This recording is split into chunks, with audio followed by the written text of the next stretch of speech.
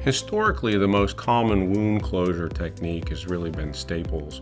The problem with that was you had multiple skin punctures along the staple line, and so the tendency for the wound to drain was definitely there. It wasn't what we would consider a watertight seal in the beginning to keep particularly the environment we encounter in hospitals and nursing homes out of our incision and away from our implants.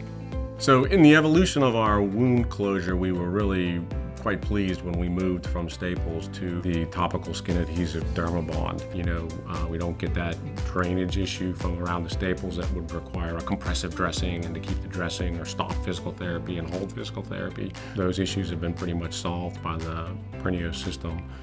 The wounds were better looking, we could remove the dressings, patients were happy. We've been really happy with the integrity of the DERMABOND PRINEO system as well.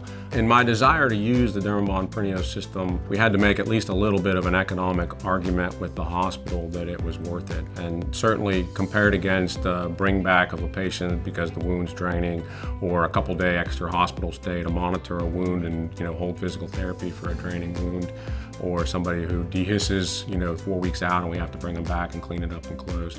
It's a huge economic argument. We've been very happy with the success of that watertight closure and the quality of our wounds.